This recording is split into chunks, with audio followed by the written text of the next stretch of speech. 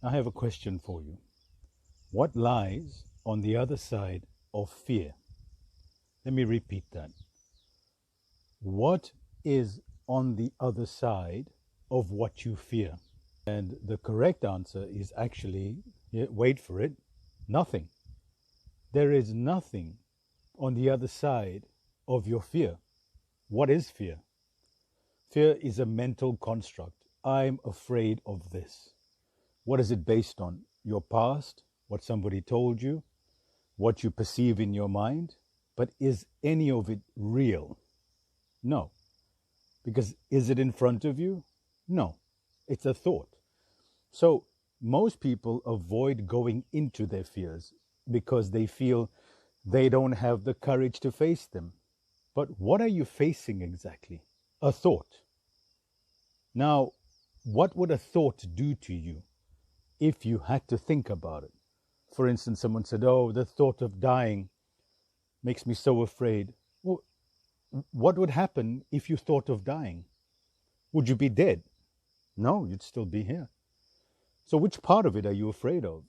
And that's the nature of fear. Fear likes to get in the background and keep you distracted, keep you not being able to live your authentic self, saying you should be afraid of this. So the next time fear comes to you with a wonderful suggestion saying you should fear this, you turn around and you face it and you look at it square on with courage and compassion and say, "Come to me. Let's talk about it. What are we afraid of? Dying, for instance? What's there to be afraid of dying? Is there someone here that's not going to die on this planet? Everybody's going to die. So what's there to be afraid of?" And when you rationalize it and you look at it from a different perspective, seeing the true nature of the thought, it's a thought, nothing else, then you overcome it.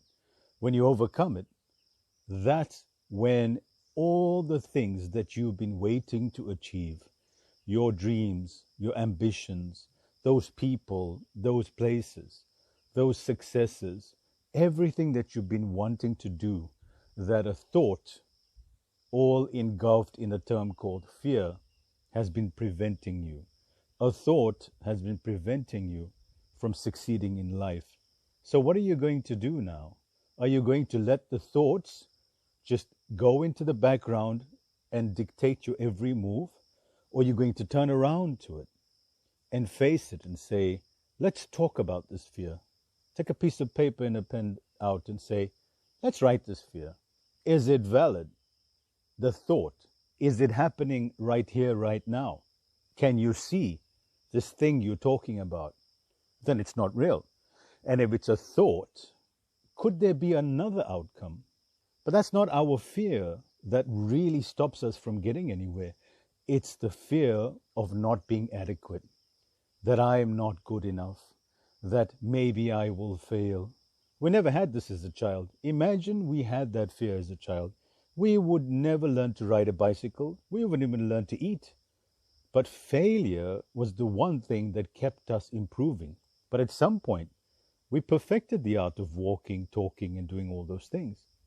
And fear got to set in and say, you should be afraid now of everything. Now that you've become so competent physically and emotionally, your fear is starting dictating you. So you're not living your authentic self. You're living your fears instead of living your dreams. So what are you going to do from now on? Are you going to continue to live your fears and let them prevent you from achieving your dreams? Or are you going to live your dreams? Think about it.